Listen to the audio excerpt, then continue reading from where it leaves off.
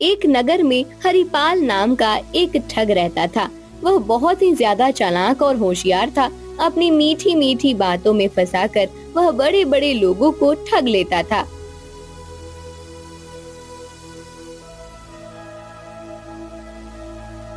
अरे सेठ जी, आप बिल्कुल चिंता मत कीजिए। आपका काम मैं पूरा करके ही लौटूंगा। हाँ। अरे भाई, चिंता तो होती ही है। आखिरकार तुम्हें सोने की मोहर दे रहा हूँ। हाँ? हाँ, आपने मुझे सोने की मोहर दी है। अगले हफ्ते जब मैं वापस आऊंगा तब ये आपको दोगुनी मिलेगी। हाँ।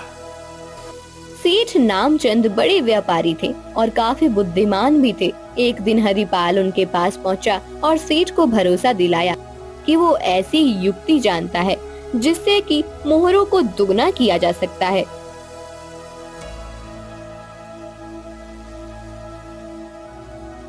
अगर आपको विश्वास नहीं है तो आप मेरे मित्र वासुदेव से पूछ लीजिए। हाँ।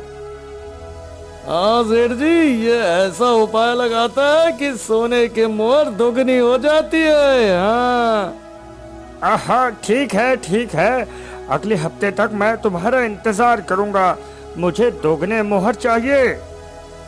हरिपाल सेठ जी से सोने की मोहरें लेकर गायब हो गया। जब वो सेठ के घर से बाहर आया तब उसने अपने मित्र से कहा, दोगुने सोने की मोहर? इसे तो मैं असली सोने की मोहर भी नहीं दूंगा। तो क्या तुम सेठ के मोहर लेकर गायब होने वाले हो? अरे सोचा है, अगर वो सेठ तुम्हारे घर पहुंच गया तब तुम क्या करोगे? अरे भाई, तुम मेरे घर तो चलो, तुम्हें अभी बताता हूँ।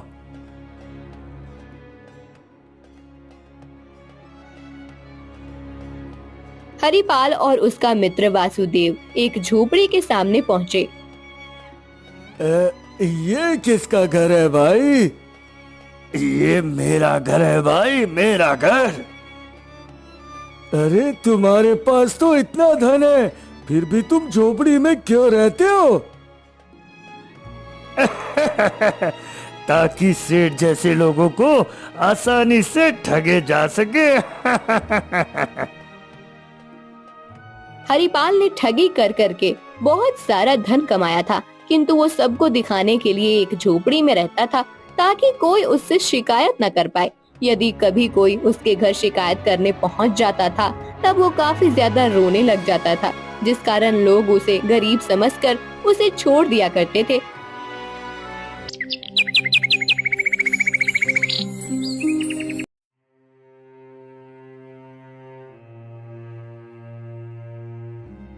हरिपाल, ओ हरिपाल! क्या हुआ? तुम इतनी सुबह सुबह क्यों आ गए? तुम्हारे लिए एक बहुत अच्छी खबर लेकर आया हूँ मेरे ठग मित्र। हम दोनों एक साथ बहुत सारा धन कमा सकते हैं। कैसे? जल्दी बताओ, जल्दी बताओ। सुना है कि जल्दी हमारे नगर से एक धनी किसान दूसरे नगर जाने वाला है। हाँ।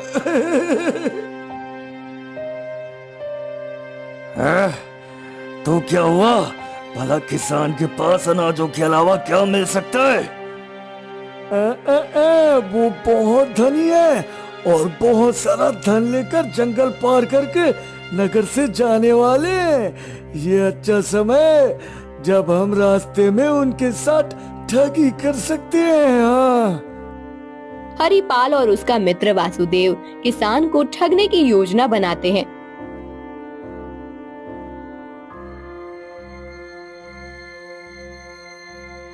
देखो मित्र, इससे पहले कि किसान नगर से बाहर जाए हमें उनका सेवक बन जाना चाहिए ताकि हम उनके साथ साथ जंगल में चल सके। हाँ।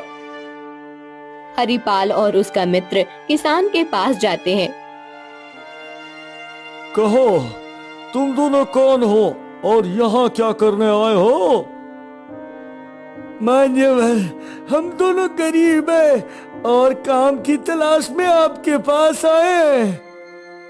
अच्छा अच्छा, लेकिन मेरे पास तुम्हारे लिए कोई काम नहीं है। ऐसा ना कहे मान्यवर, हमें अपना सेवक ही बना लीजिए। हम आपकी दिन रात सेवा करेंगे मान्यवर।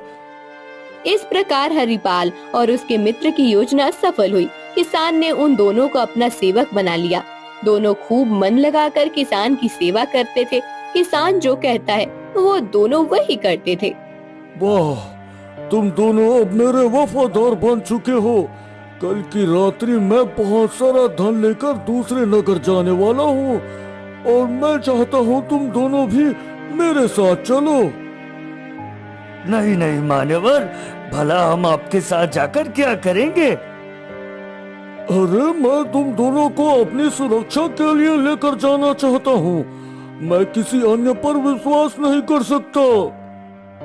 हाँ ठीक है मान्यवर, हम आपके लिए कुछ भी कर सकते हैं। किसान ने बहुत सारे सोने और चांदी के जेवरात बांध लिए और बाहर आया। अच्छा चलो हम दूसरे नगर की ओर चलते हैं। अरे तुमने तो कहा था कि ये बहुत सारे हीरे जवाहरात लेकर दूसरे नगर को चलेगा, किंतु इसके पास तो लगता है कुछ भी नहीं है। नहीं नहीं, ऐसा नहीं हो सकता। इसने हीरे जवाहरात को छुपा कर रखा होगा। चलो हमें इसके साथ चलना चाहिए।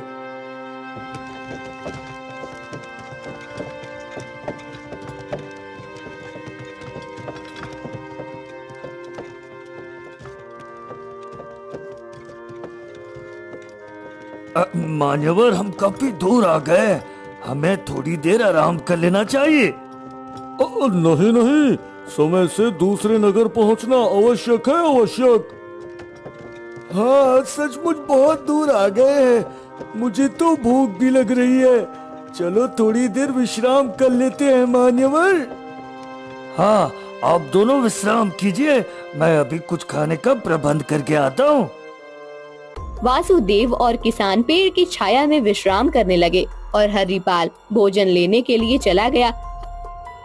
हरिपाल जब वापस आया तो उसके पास कुछ फल थे। मान्यवर, ये लीजिए, ये आपके लिए सबसे मीठे सेब लेकर आया हूँ मैं। नहीं, मेरी इच्छा नहीं है। तुम दोनों खा लो, फिर हम चलते हैं। हरिपाल ने जिद करके किसान को सेब खिला दिए। अब इस किसान का काम तो तमाम। ये तुमने क्या किया? किसान को क्या हो गया? मैंने इसे जहरीले फल खिला दिए ताकि ये मूर्छित हो जाए।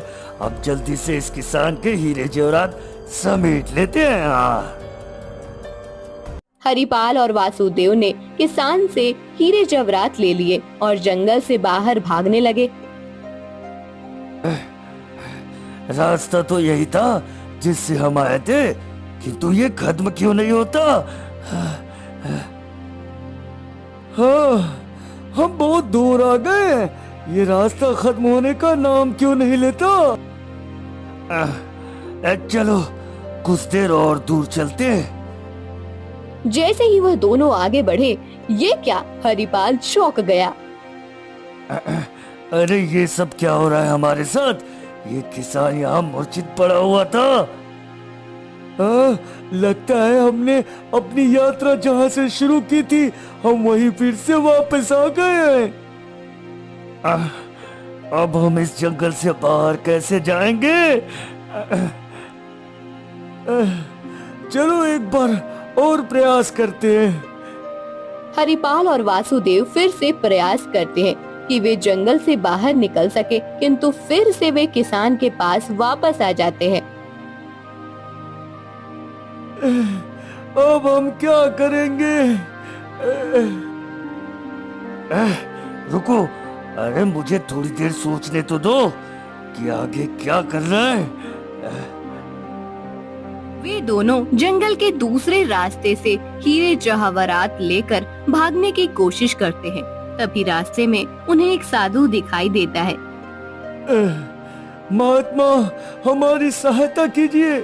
जंगल से बाहर निकलने का रास्ता बताइए महाराज। अरे रास्ता तो बड़ा ही सरल है। किंतु तुम्हें रास्ता क्यों नहीं मिलता? महात्मा, हम दोनों ठग हैं और एक किसान को लूटकर जंगल से बाहर भागने की कोशिश कर रहे हैं। वो किसान मूर्छित अवस्था में पड़ा हुआ है। तुम किसान को जंगल में छोड़कर जा रहे हो। दरअसल तुम दोनों को वो किसान ही इस जंगल से बाहर ले जा सकता है। ये आप क्या कह रहे हैं? भला वो किसान कैसे हमें बाहर लेकर जाएगा? समय बड़ा बलवान होता है पुत्र। जिस किसान को तुमने मूर्छित कर दिया, अब वही तुम्हें रास्ता दिखाएगा। लेकिन वो जहरीला फल खाकर मूर्छित हो चुका है। हम उसे कैसे ठीक करेंगे? इस जंगल के पूर्वी भाग में एक छोटा सा नगर है। वहाँ पर राजकुमार का अमृत उद्यान है। अगर तुम उस अमृत उद्यान का फल लाकर उस किसान को खिला दोगे तो वो उठ बैठेगा। हरिपाल और वासुदेव साधु की बात सुनकर हतप्रभ रह गए। उन्हें समझ में आ गया कि अब उन्हें किसान को जीवित करने के लिए अमृत फल लाना होगा। साधु की सलाह मानते हुए वे पूर्वी भाग की ओर बढ़े।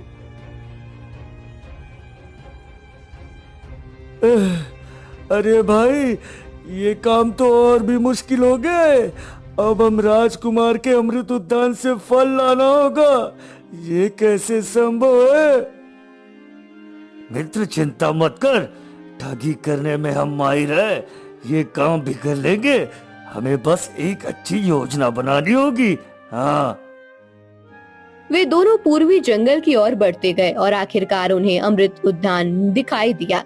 उद्यान के चारों ओर ऊंची दीवारें थी और उसे एक कड़े पहरे में रखा गया था। भाई, ये तो बहुत ही मुश्किल है। इतनी सुरक्षा है, हम भीतर कैसे जाएंगे? हम राजकुमार को ही ठगेंगे। मैंने सुना है राजकुमार बहुत ही दयालु और समझदार है। हमें उन्हें अपने झूठे जाल में फंसाना होगा। हरिपाल और वासुदेव राजकुमार के महल के द्वार पर पहुँचे। अरे अरे, तुम कौन हो और यहाँ क्या करने आए हो? हम बहुत दूर से आए हैं। हम गरीब हैं और एक बड़ा दुख हमारे सर पर है। कृपया हमें राजकुमार से मिलने दीजिए। हमें उनकी मदद की जरूरत है।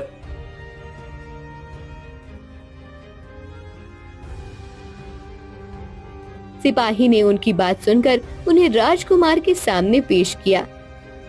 कहो, तुम कौन हो और यहाँ क्यों आए हो? राजकुमार, हम बहुत ही निर्धन किसान हैं। हमारे साथ एक बड़ी दुर्घटना हो गई है। हमारा एक साथी मूर्छित हो गया है और हमें किसी ने बताया कि आपके अमृत उद्यान का फल उसे जीवन दान दे सकता है। हम आपसे प्रार्थना करते हैं कि हमें एक फल दे दे ताकि हम अपने साथी को बचा सके। यदि तुम्हारी बात सत्य है तो हम तुम्हारी सहायता अवश्य करेंगे, लेकिन पहले मैं देखना चाहता हूँ कि तुम जो कह रहे हो वो सच है या नहीं। राजकुमार एक सिपाही को भेजते हैं ताकि वो पता लगा कर आए जंगल में कोई मूर्छित है या नहीं। सैनिक जाता है और किसान को देख कर आता है।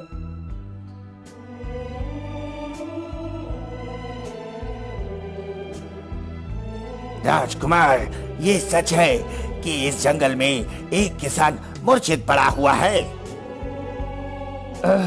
अब तो विश्वास हो गया ना। कृपया करके हमें अमृत उद्यान का फल दे दीजिए महाराज। हाँ हाँ, मैं वो फल तुम्हें दे दूंगा, लेकिन उससे पहले तुम्हें मेरा एक काम करना होगा। काम? कौन सा काम राजकुमार? मेरी छोटी बहन राजकुमारी वृंदा बहुत बीमार है। उन्हें ठीक करने के लिए एक ही उपाय है। पहाड़ी के उस पार जो सुनहरे पेड़ की पत्तियां हैं, उससे ही राजकुमारी स्वस्थ हो सकती है। हाँ, तो क्या हमें अब उस सुनहरे पेड़ की खोज करनी होगी? यदि तुम दोनों सुनहरे पेड़ की पत्तियां लाकर मुझे देते हो तो मैं तुम्हें अमृत उद्यान का फल दे सकता हूँ। अगर आपको बुरा न लगे तो एक प्रश्न पूछ सकता हूँ राजकुमार? हाँ हाँ, पूछो, क्या पूछना चाहते हो? आप तो राजकुमार हैं, आपके पास इतने सैनिक हैं, शक्तियां हैं, आप स्वयं क्यों नहीं सुनहरे पेड़ की पत्तियां ढूंढ लेते? दरअसल मुझे और मेरी नगर के सभी लोगों को एक साधु ने श्राप दिया था कि हम उस जंगल में नहीं जा सकते।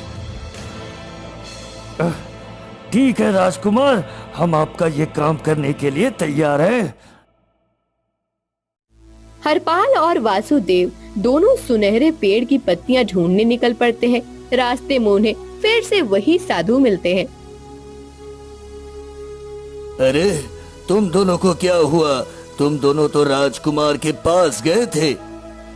महाराज, हम राजकुमार के पास गए थे, उन्होंने हमें अमृतोद्यान का फल नहीं दिया महाराज। अच्छा क्यों? वो राजकुमार तो बड़ा दयालु है। महात्मा, उनकी छोटी बहन कई वर्षों से बीमार है, उन्हें ठीक करने के लिए सुनहरे पेड़ की पत्तियों की आवश्यकता है और हम वही ढूंढने जा रहे हैं महाराज। हाँ, हमारी सहायता कीजिए महात्मा। हम कैसे सुनहरे पेड़ की पत्तियां ढूंढे, बताइए महात्मा। ये घना जंगल बहुत मायावी है। तुम दक्षिण भाग के स्थित पहाड़ी पर जाओ, वहाँ सुनहरे पेड़ों की पत्तियां अवश्य मिल जाएंगी। धन्यवाद साधु महात्मा, आपने हमारी बहुत सहायता की।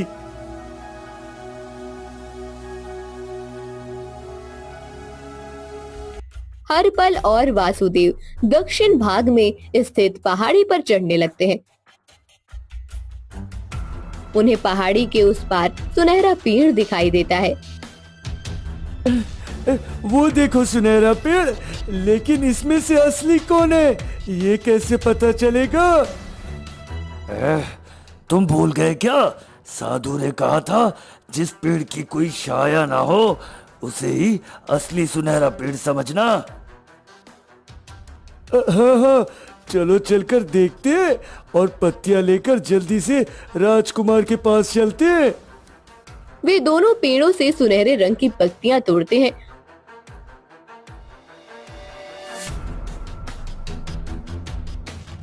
और राजकुमार के पास पहुंच जाते हैं।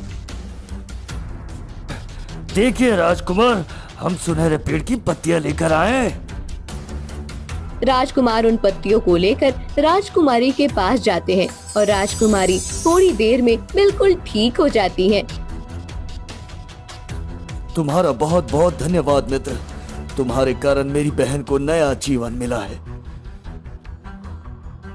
राजकुमार ने हरपाल और वासुदेव को अमृत उद्यान का फल देकर विदा किया।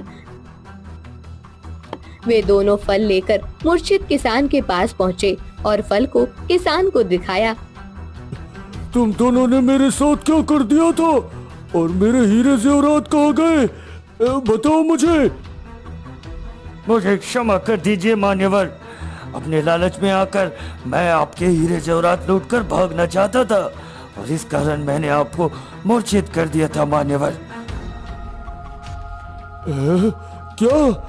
मुझे तो पहले ही लग रहा था कि तुम दोनों लोग सही व्यक्ति नहीं हो।